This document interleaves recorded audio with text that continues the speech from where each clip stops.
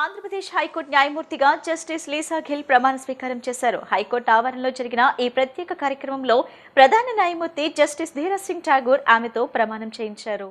ఈ కార్యక్రమానికి హైకోర్టు న్యాయమూర్తులు, రిజిస్ట్రార్ జనరల్ బార్ అసోసియేషన్ ప్రతినిధులు, పలువురు సీనియర్ న్యాయవాదులు తదితరులు హాజరయ్యారు. ఏపీ హైకోర్టులో మొత్తం 37 మంది న్యాయమూర్తుల నియామకానికి ఆమోదం ఉండగా ప్రస్తుతం 33 మంది ఉన్నారు. జస్టిస్ లీసా గిల్ రాకతో ఈ సంఖ్య 34కు పెరిగింది. ప్రస్తుత సీజే జస్టిస్ ధీరజ్ సింగ్ ఈ ఏడాది ఏప్రిల్ 24న పదవీ విరమణ చేయనున్నారు. ఆ తర్వాత ఆమె సీజీగా నియమితులు కానున్నారు. దీంతో ఏపీ తొలి మహిళా ప్రధాన న్యాయమూర్తిగా record సృష్టించనున్నారు. With the permission of my lord, the Honorable the Chief Justice, I read out the notification of transfer of Honorable Ms. Justice Lisa Gill, Judge, High Court of Punjab and Haryana, to be a Judge of the High Court of Andhra Pradesh.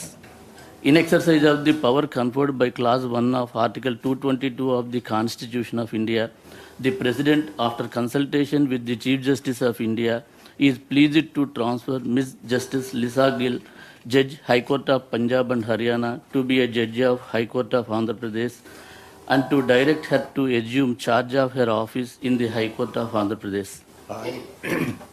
I, Lisa Gill, having been appointed a judge of the High Court of Andhra Pradesh, having been appointed a judge of the High Court of Andhra Pradesh, do swear in the name of God do swear in the name of God that I will bear true faith and allegiance to the Constitution of India as by law established, that I will bear true faith and allegiance to the Constitution of India as by law established, that I will uphold the sovereignty and integrity of India, that I will uphold the sovereignty and integrity of India, that I will duly and faithfully and to the best of my ability, knowledge and judgment that I will duly and faithfully and to the best of my ability, knowledge and judgment perform the duties of my office without fear or favor, affection or ill will, perform the duties of my office without fear or favor, affection or ill will, and that I will uphold the Constitution and the laws.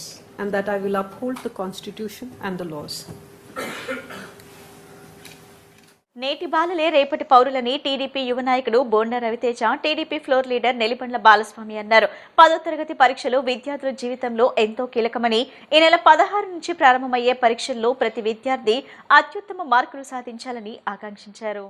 సూర్యరావుపేటలోని Karnati Rammohan పాఠశాలలో 10వ తరగతి విద్యార్థులకు ప్రత్యేకంగా మధ్యాహ్న భోజనం ఏర్పాటు చేశారు. Division corporator Nelibandla Balaswamy నేతృత్వంలో జరిగిన ఈ కార్యక్రమానికి టీడీపీ యువ నాయకుడు బోండా రవితేజ ముఖ్య అతిథిగా హాజరై విద్యార్థులకు భోజనం వడ్డించారు.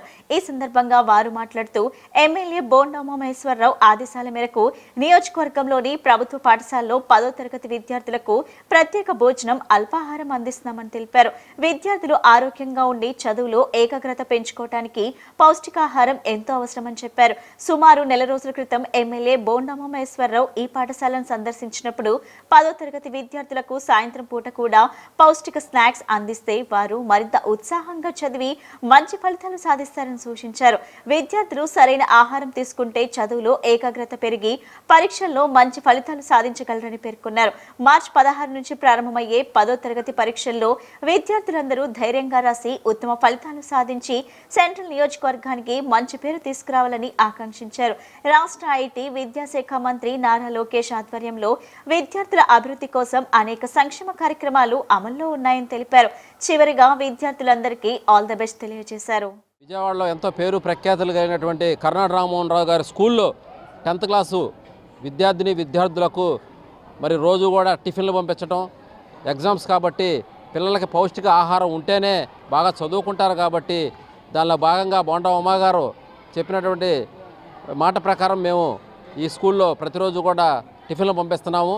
పిల్లలకి ఏది కావాలంటే అది మెనూ పెట్టమని దాని ప్రకారంగా మేము బోండా ఉమా గారు తరపున స్కూల్కి ప్రతిరోజు ఇక్కడ కానీ బిషప్ అజరయ్య స్కూల్కి కానీ నిత్యం కూడా సాయంత్రం టిఫిన్లు పంపిస్తున్నాం. దానిలో భాగంగా ఈరోజు మరి 16 ఎగ్జామ్స్ కాబట్టి ఈరోజు నాన్ వెజ్ బిర్యానీ భోజనాలు, దమ్ బిర్యానీ తెప్పించి పిల్లలందరూ కూడా పెట్టడం జరిగింది. పిల్లలందరూ కూడా చాలా ఆనందం వ్యక్తం చేశారు.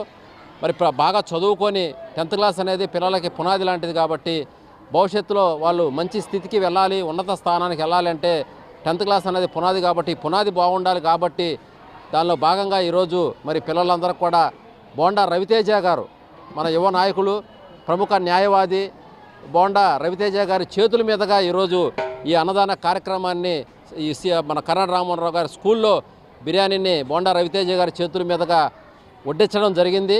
మరి రవితేజ గారు కూడా పిల్లలందరికీ బాగా చదువుకోండి, మంచి మార్కులతో పాస్ అవ్వండి. మరి రేపు 10th క్లాస్లో 1st, 2nd, 3rd స్కూల్లో ఎవరైతే బాగా చదివి మంచి మార్కులు తెచ్చుకుంటారో వాళ్ళకి మరి ప్రోత్సాహకంగా క్యాష్ ప్రైజులు కూడా ఇస్తామని చెప్పి ఎమ్మెల్యే గారి చేతుల మీదుగా ఇస్తామని చెప్పి కూడా ప్రకటించడం జరిగింది. గతంలో కూడా ఎమ్మెల్యే గారు ఈ స్కూల్కి వచ్చి టిఫిన్లు పెట్టి క్యాష్ ప్రైజులు కూడా ఇస్తాము, బాగా చదువుకోండి. విజయవాడలో మరి కరణ్ రామ్మోహన్ రావు స్కూల్ పేరు నిలబెట్టాలి, హెచ్ఎం గారికి పేరు నిలబెట్టాలి, మరి అలాగే ప్రభుత్వం పేరు నిలబెట్టాలి, స్థానిక శాసనసభ్యులుగా బోండామ్మ గారి పేరు నిలబెట్టాలి. పిల్లలు బాగా చదువుకొని వాళ్ళ తల్లిదండ్రులకు కూడా మంచి పేరు తీసుకురావాలని చెప్పి కూడా బోండా ఉమా గారు, బోండా రవితేజ గారు పిలుపునివ్వడం జరిగింది. పిల్లలందరూ కూడా మంచి మార్కులు తెచ్చుకుంటామని చెప్పి చెప్పడం కూడా జరిగింది, ప్రతిజ్ఞ కూడా చేయడం జరిగింది. కాబట్టి మరి మాకు చాలా సంతోషంగా ఉంది. పిల్లలకి 10th క్లాస్ పిల్లలకి టిఫిన్లు పెట్టే అదృష్టం మాకు వచ్చినందుకు సంతోషం వ్యక్తం చేస్తూ మరి బోండా ఉమా గారి పిలుపు మేరకు మరి మా సొంత నిధులతో ఈ కార్యక్రమాలని ఇక్కడ కానీ బిషప్ హజారియా స్కూల్లో కానీ టిఫిన్లు పెట్టించడం జరుగుతుంది. కర్ణాటక రామ్మోహన్ రావు స్కూల్ ప్రధానోపాధ్యాయునిగా పనిచేస్తున్నాను. మరి మేము అడిగిన వెంటనే మా డివిజన్ కార్పొరేటర్ గారు అయినటువంటి శ్రీ బాలస్వామి గారు వారిని రిక్వెస్ట్ చేశాము. సార్ 10th క్లాస్ పిల్లలకి ఎగ్జామ్స్ దగ్గరకు వస్తున్నాయి, వాళ్ళని ఈవినింగ్ టైం 7 వరకు ఉంచుతున్నాము, కాబట్టి మీరు వాళ్ళకి అల్పాహారం ఏర్పాటు చేయవలసిందిగా అని కోరాము. అడిగిన వెంటనే సారు గారు స్పందించి చాలా చక్కగా పిల్లలకి నెల రోజుల నుంచి కూడా మార్చి 1st తారీఖు నుంచి కూడా మాకు టిఫిన్స్ ప్రొవైడ్ చేస్తున్నారు. ఇది చాలా హర్షించదగినటువంటి విషయము. అలాగే పిల్లలకు కూడా 10th క్లాస్లో 100% రిజల్ట్ వస్తే వాళ్ళకి క్యాష్ ప్రైజ్ ఇస్తామని చెప్పడం కూడా చాలా గర్వించదగ్గటువంటి విషయం. ఆ రిజల్ట్స్ 100% రిజల్ట్ రావాలని చెప్పి మనస్ఫూర్తిగా కోరుకుంటున్నాను. సార్ గారికి కూడా ధన్యవాదాలు. సామాన్యులకు అర్థమయ్యే అచ్చ తెలుగు నుడికారంతో రామాయణాన్ని రచించి ప్రజలకు అందించిన తొలి తెలుగు కవయిత్రి మొల్లమాంబ గొప్ప దార్శనికురాలని వైసీపీ నాయకులు కొనియాడారు. కవయిత్రి మొల్లమాంబ జయంతిని రాష్ట్ర పండుగగా గుర్తించినందుకు వైఎస్ జగన్ కు ధన్యవాదాలు తెలిపారు. ఈ సందర్భంగా నాయకులు మాట్లాడుతూ రామాయణ రచనతో శ్రీకృష్ణదేవరాయల మన్ననలు పొందిన కవయిత్రి మొల్ల జీవితం అందరికీ ఆదర్శమని అన్నారు. మారుమూల గ్రామంలో జన్మించి నాటి సమాజంలో ఉన్న లింగ కుల వివక్షతలను అధిగమించి చరిత్రలో చిరస్థాయిగా నిలిచారని పేర్కొన్నారు. తండ్రి ప్రోత్సాహంతో రచనలు సాగించిన మొల్లమాంబ ప్రతిభకు పేదరికం అడ్డుకాదని నిరూపించారని కేంద్ర కార్యాలయ ఇన్ఛార్జ్ ఎమ్మెల్సీ లేల్ అప్పిరెడ్డి తెలిపారు. ఆమెను ఆదర్శంగా తీసుకుని జీవితంలో ముందుకు సాగాలని పిలుపునిచ్చారు. గత వైసీపీ ప్రభుత్వ హయాంలో శాలివాహనులకు ప్రాధాన్యం లభించిందని, ప్రస్తుతం పట్టించుకోవటం లేదని శాలివాహన కార్పొరేషన్ మాజీ చైర్మన్ పురుషోత్తం విమర్శించారు. కవయిత్రి మొల్లమాంబ జయంతిని రాష్ట్ర పండుగగా గుర్తించినందుకు వైఎస్ జగన్ కు ధన్యవాదాలు తెలిపారు. ఇవాళ దేశం కాదు ప్రపంచం యావత్తు కూడా మొల్లమాంబ గారు రచించినటువంటి రామాయణం గురించి, ఆ రామాయణంలో శ్రీరాముడి నీతి కానీ ధర్మ పోరాటానికి సంబంధించి కానీ సీతమ్మ గురించి కానీ భావితరాలు అందరికి కూడా అర్థమయ్యే రీతిలో ఆమె రచనలు సాగినటువంటి వైనాన్ని చరిత్రలో ప్రతి ఒక్కరు కూడా వేనోళ్లతో కొనియాడబడుతున్నటువంటి పరిస్థితులు వాళ్ళ సమాజంలో ఉన్నాయి. మొల్లమాంబ గారు భౌతికంగా మన మధ్య లేకపోయినప్పటికి కూడా ఆమె ఆలోచనలు కానీ ఆమె రచించినటువంటి రచనలు కానీ ముఖ్యంగా రామాయణం లాంటి చారిత్రాత్మకమైనటువంటి గ్రంథాన్ని మనకిచ్చినటువంటి వైనంతో అనేక సందర్భాల్లో మనం అనుకుంటాం, కొంతమంది బతుకున్నా కూడా వాళ్ళు బతుకున్నట్టుగా చెప్పుకోలేం, కానీ చనిపోయిన తర్వాత కూడా మన మధ్య బతికి ఉన్నట్టుగా చెప్పుకునే అతి కొద్ది మందిలో మొల్లమాంబ గారు ఒకరన్న విషయాన్ని కూడా ఈ సందర్భంగా గర్వంగా చెప్పదలుచుకున్నాను. అందుకే ఆ మహనీయురాలు ఇవాళ, ఎందుకంటే ఒక మారుమూల గ్రామంలో పుట్టినప్పటికీ సమాజంలో ఎదగడానికి సంబంధించి కానీ తనకున్నటువంటి ప్రతిభా పాఠవాల ద్వారా సమాజానికి కావలసినటువంటి సమాజంలో మార్పులకు శ్రీకారం చుట్టే రీతిలో తను తీసుకున్నటువంటి రచనలన్నీ కూడా దోహదపడినటువంటి పరిస్థితులు ఉన్నాయి. అందుకే ఆ మహనీయురాలి జయంతిని రాష్ట్ర పండుగగా ప్రీతమ నాయకులు పార్టీ వైఎస్ఆర్ కాంగ్రెస్ పార్టీ అధ్యక్షులు మాజీ ముఖ్యమంత్రి వర్యులు జగన్మోహన్ రెడ్డి గారి నేతృత్వంలో ఆ గౌరవాన్ని ఆ మహాతల్లికి ఇచ్చినటువంటి వైనాన్ని ఈ సందర్భంగా చెబుతూ శాలివాహనలకు సంబంధించి కూడా వైఎస్ఆర్ కాంగ్రెస్ పార్టీ ప్రారంభించిన తరువాత కానీ రాజశేఖర రెడ్డి గారు ఆనాడు ముఖ్యమంత్రిగా పరిపాలన చేసినటువంటి పరిస్థితుల్లో కానీ రాజకీయంగా సామాజికంగా ఆర్థికంగా వెసులుబాటు కల్పించే విధంగా వారందరినీ కూడా సమాజంలో ముందు వరుసకు తీసుకురావాలనే భావంతోనే రాజశేఖర రెడ్డి గారు ఆ రోజు చేసినటువంటి పరిపాలన కానీ ఆ తర్వాత జగన్మోహన్ రెడ్డి గారి హయాంలో తీసుకున్నటువంటి నిర్ణయాలు కానీ పరిపాలన కానీ అందరి జీవితంలో ఒక మార్పుకి శ్రీకారం చుట్టే రీతిలో సంస్కరణలు సాగాయన్న విషయాన్ని కూడా ఈ సందర్భంగా చెబుతూ దోమల ద్వారా వ్యాపించే వ్యాధులను నివారించేందుకు ప్రతి డ్రై డేగా పాటించాలని విజయవాడ నగరపాలక సంస్థ బయాలజిస్ట్ వి కామేశ్వరరావు ప్రజలకు సూచించారు. కమిషనర్ ధ్యాన్ చంద్ర ఆదేశాల మేరకు కృష్ణలంక ప్రాంతంలో వీఎంసీ సిబ్బంది డ్రై డే కార్యక్రమం నిర్వహించి ఇళ్ల పరిసరాల్లో నీరు నిల్వ ఉండకుండా చూడాలని అవగాహన కల్పించారు. కూలర్లు, పూల కుండీలు, ఖాళీ డబ్బాలు, పాత టైర్లలో నీరు నిల్వ ఉండకుండా జాగ్రత్తలు తీసుకోవాలని సూచించారు. ఈ కార్యక్రమంలో శానిటరీ, మలేరియా సిబ్బంది, హెల్త్ అసిస్టెంట్లు, ఆశా వర్కర్లు పాల్గొన్నారు.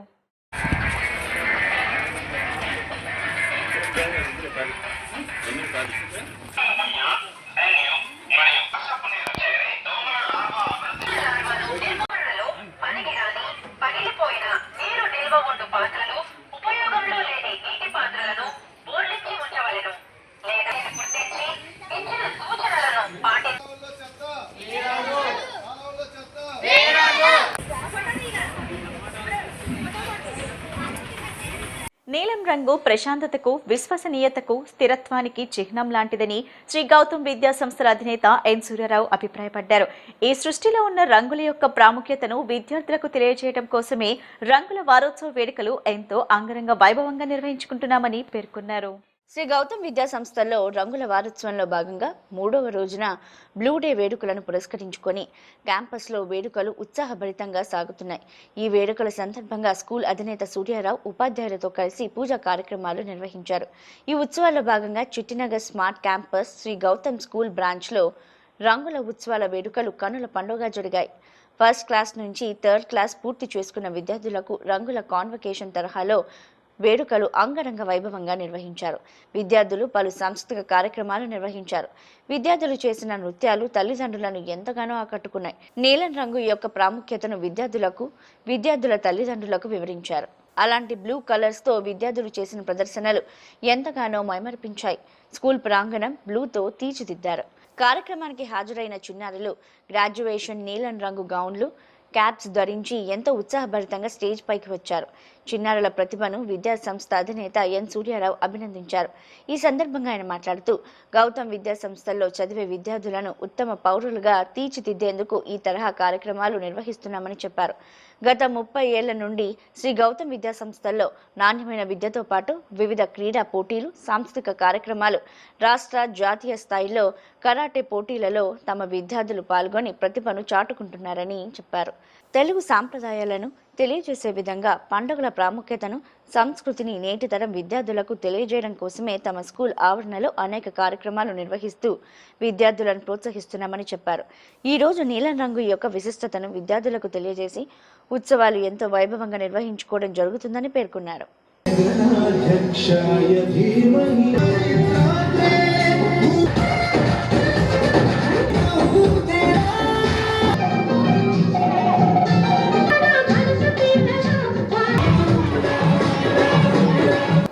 ఈరోజు శ్రీ గౌతమ్ విద్యా సంస్థలు రంగుల వారోత్సవాల కార్యక్రమంలో భాగంగా చిట్టినగర్ స్మార్ట్ క్యాంపస్లో ఈ కార్యక్రమాన్ని ఈరోజు స్టార్ట్ చేయడం జరిగింది. ఈ కార్యక్రమానికి తల్లిదండ్రులు, పిల్లలు, ఉపాధ్యాయులు పెద్ద సంఖ్యలో రావడం జరిగింది. మొన్న ఎల్లో, నిన్న గ్రీను, ఈరోజు బ్లూ. ఈ బ్లూ కలర్ యొక్క ముఖ్య ఉద్దేశం ఏంటంటే అందరికీ తెలుసు, జనరల్గా బ్లూ ఏంటి, ఆ బ్లూ యొక్క విశేషత ఏంటంటే అందరికీ తెలుసు. ఈ యొక్క నీలం రంగు ప్రశాంతతకు, విశ్వసనీయతకు, అదే రకంగా స్థిరత్వానికి చిహ్నం. ఇది పిల్లల్లో చాలా అవసరం. ఎందుకంటే నమ్మకం, నేను సాధించగలను, నేను చదవగలను, ఐ విల్ గెట్ అనే రకంగా అట్లాగే నమ్మకం కూడా, విశ్వసనీయత అనేటువంటిది. అలాగే ప్రశాంతంగా వాళ్ళు చదువుకునే ఆ రూమ్ కానీ ఏది కానీ బ్లూ రంగులు ఉంటే ప్రశాంతంగా చదువుకోగలరు. అదే మాదిరిగా ప్రొఫెషనలిజం కూడా చాలా అవసరం అనమాట. ఏ ప్రొఫెషన్ అయినా బ్లూ కలర్లో ఉన్న ప్రొఫెషన్లు ఏదైనా ఉంటే అది సాధించడానికి అవకాశం ఉంటుంది. అందుకు ఈ యొక్క బ్లూ కలర్ని ఇక్కడ ఏర్పాటు చేయడం జరిగిందని మీ అందరికీ తెలియచేస్తున్నాను. పిల్లలు మంచి మంచి వేషధారణలతో, అలాగే డ్యాన్సులతో, అలాగే వాళ్ళు తయారు చేసిన కొన్ని ఐటమ్స్ ద్వారా క్రియేటివ్గా వచ్చే రకంగా ఈ కార్యక్రమాన్ని ఏర్పాటు చేయడం జరుగుతుంది. ముఖ్యంగా శ్రీగౌతమి విద్యా సంస్థలో సైన్స్ ఎగ్జిబిషన్ కానీ, కలర్స్ డే కానీ, లేదా కాన్వికేషన్స్ కానీ, యానివర్సరీస్ కానీ, అదే మాదిరిగా వివిధ పోటీ పరీక్షలకు వ్యాసరచన పోటీలు కానీ, ఎలక్షన్స్ కానీ, లేదనుకుంటే ఇంకా డ్రాయింగ్ కాంపిటీషన్స్ కానీ, కరాటే కానీ, అదే రకంగా చెస్ కానీ, ఇవన్నిటి కూడా పిల్లల కాంపిటీషన్కి వెళ్ళి వాళ్ళ యొక్క విశ్వసనీయతను కానీ, ఆ ప్రొఫెషనలిజాలను కానీ, అలాగే నమ్మకాన్ని కానీ వమ్ము చేయకుండా ఈ యొక్క ప్రైజులు తీసుకురావడం జరుగుతుంది. అందుకే ఈ యొక్క బ్లూ కలర్ డే ఈరోజు ఇక్కడ ఏర్పాటు చేయడం జరిగిందనమాట.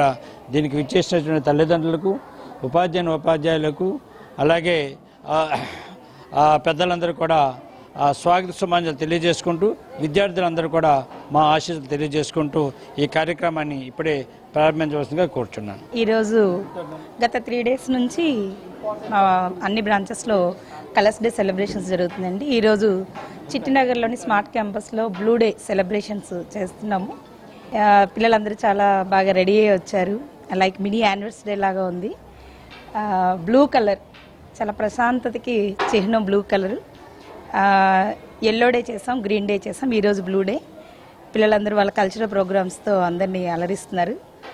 ఇటువంటి ప్రోగ్రామ్స్ ఎందుకు కండక్ట్ చేస్తామంటే పిల్లల యొక్క క్రియేటివిటీ, వాళ్ళ సృజనాత్మకతని బయటికి తీయడానికి. వాళ్ళు నాట్ ఓన్లీ స్టడీస్ అండి, అన్ని ఆస్పెక్ట్స్లో, ఆల్రౌండ్ ఆస్పెక్ట్స్, అన్ని రంగాల్లో వీళ్ళు ముందుండాలని చెప్పి ఇటువంటి ప్రోగ్రామ్స్ని మేము మన స్కూల్లో పిల్లల్ని మేము ఎంకరేజ్ చేస్తూ ఉంటాం.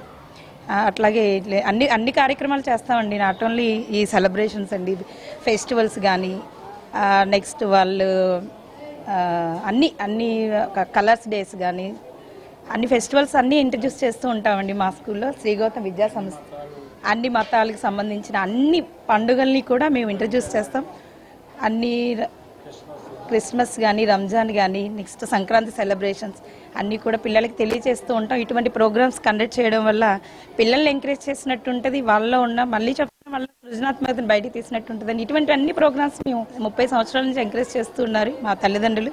ఇక ముందు కూడా మాకు ప్రోత్సాహం ఇవ్వాలని కోరుకుంటున్నామండి. Thank you so much. వంట గ్యాస్ కొరత దృష్ట్యా ప్రతి సోమవారం హోటళ్లకు సెలవు ప్రకటించాలని ఆర్థిక మంత్రి పయ్యావుల కేశవ్ను కోరినట్లు విజయవాడ హోటల్ ఓనర్స్ అసోసియేషన్ అధ్యక్షుడు రమణ తెలిపారు. ఆన్లైన్ వ్యాపారాన్ని నియంత్రించుకుని గ్యాస్ పొదుపు చర్యలు తీసుకుంటామని తెలిపారు. హోటళ్లకు ఇచ్చే కోటా గ్యాస్ మొత్తం 2 రోజులు ఆగిపోతుందని, 75% మాత్రమే ప్రస్తుతం గ్యాస్ సరఫరా జరుగుతుందన్నారు. రెస్టారెంట్లో మెనూ కూడా కుదించాలని నిర్ణయం తీసుకున్నట్లు వివరించారు.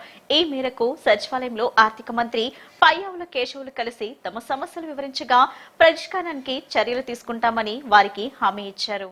వంట గ్యాస్ కొరత దృష్ట్యా ప్రతి సోమవారం హోటళ్లకు సెలవు ప్రకటించాలని ఆర్థిక మంత్రి పయ్యావుల కేశవ్ను కోరినట్లు విజయవాడ హోటల్ ఓనర్స్ అసోసియేషన్ అధ్యక్షుడు రమణ తెలిపారు. ఆన్లైన్ వ్యాపారాన్ని నియంత్రించుకుని గ్యాస్ పొదుపు చర్యలు తీసుకుంటామని తెలిపారు. హోటళ్లకు ఇచ్చే కోటా గ్యాస్ మొత్తం 2 రోజులు ఆగిపోతుందని, 75% మాత్రమే ప్రస్తుతం గ్యాస్ సరఫరా జరుగుతుందన్నారు. రెస్టారెంట్లో మెనూ కూడా కుదించాలని నిర్ణయం తీసుకున్నట్లు వివరించారు. ఈ మేరకు సచివాలయంలో ఆర్థిక మంత్రి పయ్యావుల కేశవులు కలిసి తమ సమస్యలు వివరించగా పరిష్కారానికి చర్యలు తీసుకుంటామని వారికి హామీ ఇచ్చారు. మేము 60% అడుగుతున్నాం government of India. National hotels వాళ్ళు, సౌత్ ఇండియా హోటల్స్ టీం అంతా ఢిల్లీలోనే ఉంది. పార్లమెంట్ దగ్గర ఆ మంత్రి గారిని కలవాలని, సంబంధిత ఇతర మంత్రులను కూడా కలిసి ఆ ప్రాసెస్ చేయాలనే ఉద్దేశంతో తిరుగుతున్నాం. అలాగే ఇప్పుడు మిగతా రాష్ట్రాల్లో కంపేర్ చేస్తే మనకు కొద్ది గొప్ప బెటర్ అనుకున్నాం, కానీ ఇవాళ ఆ పొజిషన్ మంది కూడా వచ్చేసింది. బెంగళూరులో కాఫీ టీ వరకే సప్లై చేయబడిన బోర్డులు పెట్టారు. అలాగే చెన్నైలో వచ్చేసింది. ఇవాళ ఈ పూట చెన్నైలో 50%, చెన్నై హోటల్స్ ప్రెసిడెంట్తో మాట్లాడాను ఇప్పుడే, 50% ఆల్రెడీ క్లోజ్ అయిపోయినాయి. పెట్రోల్ బంకులు అదృష్టం ఏంటంటే మనకి ఇంకా పెట్రోల్ బంకులు ఉన్నాయి, అక్కడ పెట్రోల్ బంకులు కూడా క్లోజ్ అయినాయి ఇప్పుడు మధ్యాహ్నం 2 గంటలకు మాకు చెప్పిన వార్తలు. అంటే గ్రాడ్యువల్గా మనకు కూడా క్రమక్రమేణా పెరుగుతూ వస్తుంది. కాబట్టి దీని మీద చర్య ఏం తీసుకుంటే బాగుంటుందనే ఉద్దేశంతో కేశవ్ గారికి కూడా సలహాలు అడిగాం. ఆ సలహాల విషయంలో చెప్పారు. సెక్రటరీ సౌరభ్ గౌర్ గారిని కూడా కలిసాం. వాళ్ళు సివిల్ సప్లైస్ డిపార్ట్మెంట్తో ఉన్నతాధికారులతో మాట్లాడి మాకు కంపల్సరీ రేషియో ఇంప్లిమెంట్ చేయాల్సిందే. ఎందుకంటే హోటల్ క్లోజ్ అయిపోయిందంటే రోడ్డు మీద పట్టడానికి ఆస్కారం ఉంటుంది. కాబట్టి దాన్ని ఎట్లా చేయాలి ఏంటనే దాని మీద మేము చాలా వరకు కంట్రోల్ చేసుకుంటూ వచ్చాం. ఎట్లా ఏ పాయింట్లో కంట్రోల్ చేయాలనుకున్న విషయంలో మా విజయవాడ హోటల్స్ ప్రెసిడెంట్ గారు చెప్తారు. కాబట్టి 100% గౌరవ ముఖ్యమంత్రి గారిని కూడా రాష్ట్ర వ్యాప్తంగా ఉన్న హోటల్స్ అందరూ ఒక ఏకదాటిగా అయిపోయి ఇమీడియట్గా సప్లై ఇవ్వాలి, మాకు ఆపేశారు ఇక్కడ అన్ని చోట్ల, సప్లై ఇవ్వాలని డిమాండ్ చేస్తున్నాం. ఇప్పుడు ముఖ్యమంత్రి గారికి కూడా రిప్రజెంటేషన్ పంపించాము. ఇప్పుడు దాకా మంత్రి గారు చెప్పారు, గౌరవ సభతో మాట్లాడమన్నారు. ఉన్నది ఇమీడియట్గా 2 రోజుల్లో రేపెల్లుండి కానీ ఎమర్జెన్సీ ఒక మీటింగ్ అరేంజ్ చేసి స్టేట్ వైడ్ ఉన్న ఇష్యూస్ ఏంటి, ఎట్లా డిజాల్వ్ చేయాలి, దానికి రెమెడీ ఏంటి, ఉమ్మడి కుటుంబం మా కూడా చేసి కాబట్టి మీరు కూడా ఆ ఉన్నత మంత్రులతో మాట్లాడాలని చెప్పి విషయాలన్నీ తెలియజేశాం. కాబట్టి ఇక రాను గవర్నమెంట్ ఆఫ్ ఇండియా ఇష్యూ చేసింది, కమర్షియల్ ఇష్యూ చేయలేదు. మొన్నటిదాకా డొమెస్టిక్ పర్పస్లో ఆపండి, సప్లై కరెక్ట్గా ఇవ్వండి అని 5వ తారీఖున జియో ఇష్యూ చేసింది ఈ నెల. నిన్న మంత్రి గారు పార్లమెంట్లో 20% అని చెప్పి నేను అనౌన్స్ చేశారు. కానీ బ్లాక్ మార్కెట్లో బాగా ఎక్కువ వెళ్తున్నాయని చెప్పేసి వినికిడి ఉంది. 100% వాళ్ళు బ్లాక్ మార్కెట్లో కొందామన్న 3,500కి సిలిండర్ లేదు ఈ పూట విజయవాడలో. కాబట్టి దీన్ని కంట్రోల్ చేయాలనే ఉద్దేశంతో కొంతమంది ఏదో డొమెస్టిక్ వాడుతున్నారని అదే రూమర్స్, కరెక్ట్ కాదు విధానం. మేము దానికి చెప్పాము, మంత్రి గారు అడిగారు ఏమైనా డొమెస్టిక్ వాడితే చర్యలు తీసుకుంటామని చెప్పి తెలియజేశారు. కాబట్టి హోటల్స్ వాళ్ళు డొమెస్టిక్ వాడొద్దని చెప్పి రకరకాల సలహాలు చెప్పారు. మేము కూడా అన్ని విధాలా ప్రభుత్వానికి సహకరిస్తామని చెప్పేసి హోటల్స్ జేఏసీ తరఫున తెలియజేస్తామండి. మంత్రి గారికి మా నుంచి కూడా కొన్ని ప్రపోజల్స్ ఇచ్చాం. ఆ ప్రపోజల్స్లో ఒకటి ఏంటంటే రెస్టారెంట్లు కానివ్వండి, స్ట్రీట్ ఫుడ్ కానివ్వండి, లేదా స్టార్ హోటల్స్ కానివ్వండి, ఏదైనా కానీ క్లోజింగ్ టైమింగ్స్ని రాత్రిపూట క్లోజ్ చేసే సమయంలో ఆల్మోస్ట్ 12 గంటల నుంచి 2 వరకు సమయం ఓపెన్గా ఉంటున్నాయి. వాటిని క్లోజింగ్ టైమింగ్స్ని రాత్రి 10 వరకు కుదిస్తే కొంత మనం 20-25% గ్యాస్ సేవ్ చేయడానికి అవకాశం ఉంది. మనం ఉన్న గ్యాస్ ఇంకొద్దిగా ఎక్కువ రోజులు మనకు వినియోగపడుతుందని చెప్పి చెప్పడం జరిగింది. అట్లా కాకుండా మండే ప్రతి సోమవారం నాడు యాక్చువల్గా మనకు వ్యాపారాలు చాలా తక్కువ ఉంటాయి, ఎందుకంటే వీకెండ్ తర్వాత వచ్చే రోజు కాబట్టి పెద్దగా బిజినెస్లు ఏమి ఉండవు. సో సోమవారం కూడా అవసరమైతే కోవిడ్ సమయంలో ఏ రకమైన చర్యలు చేపట్టారో అలాగే ప్రతి సోమవారం కూడా ఒక సెలవు దినంగా అవసరమైతే హోటల్స్ అన్ని ఈటరీస్కి సెలవు దినంగా కూడా ప్రకటించితే కూడా బాగుంటుందని కూడా మేము సలహా ఇవ్వడం జరిగింది. మా నుంచి కూడా మేము హోటల్స్ నుంచి కొంత ఆన్లైన్ వ్యాపారాన్ని, ఫుడ్ స్విగ్గీ జొమాటో వ్యాపారాన్ని కూడా కొంత నియంత్రించుకుని కొంత మేము దానిలో కూడా కొంత మేము గ్యాస్ పొదుపు చర్యలు చేపట్టాలని చెప్పి నిర్ణయించుకున్నాం. ఇంకోటి మేము అంటే కొన్ని తండూరు బట్టీల వినియోగం పెంచుకోవటం, తండూరు లో లభ్యమయ్యే స్టార్టర్స్ కానివ్వండి, వేరే ఫుడ్ ఐటమ్స్ కానివ్వండి, వాటిని మాత్రమే రెస్టారెంట్లో సప్లై చేసే విధంగా, మిగతా బర్నర్స్ యూసేజ్ తగ్గే విధంగా కూడా కొన్ని విషయాలు చర్చించడం జరిగింది. ఆ తండూరి ఒకటే కాకుండా మధ్యాహ్నం పూట కొన్ని సమయాల్లో కూడా అనవసరంగా ఊరినే రెస్టారెంట్ ఓపెన్ చేసి బర్నర్స్ నడుపుతూ ఉంటాం, ఇవన్నీ లేకుండా అవి కూడా కొంత టైమింగ్ రిస్ట్రిక్షన్ అనేది పెట్టి ఈ ఉన్న గ్యాస్ని మనం ఎక్కువ కాలం ఉపయోగపడేట్టుగా చేయమని చెప్పి మేము అభ్యర్థించడం జరిగింది. అట్లాగే సౌరభ్ గౌర్ గారు, ఆయన మన సివిల్ సప్లై సెక్రటరీ గారు, ఆయన చాలా పాజిటివ్గా రెస్పాండ్ అయ్యారు. ఇమ్మీడియట్గా ఈ విషయం చీఫ్ సెక్రటరీ గారితో చర్చించి అది అందరు కలెక్టర్లకి ఒక నిర్ణయం ఫైనల్ డెసిషన్ తీసుకుని దీని మీద ఈరోజే దాన్ని అందరు కలెక్టర్లకి కూడా తెలియపరుస్తామని చెప్పి తెలియజేశారు. ఈ విషయంలో మాకు ప్రభుత్వం చాలా సానుకూలంగా స్పందించి ఇప్పుడు వరకు అయితే ఆల్మోస్ట్ 75% సప్లైస్ జరుగుతున్నాయి. రోజుకి ఇంకా ఒక వారంలో పరిస్థితి చాలా క్లిష్టం అవుతుందని చెప్పి మంత్రి గారి ద్వారా కూడా తెలవడం జరిగింది. వార్తలు ముగించే ముందు ముఖ్యాంశాలు మరోసారి.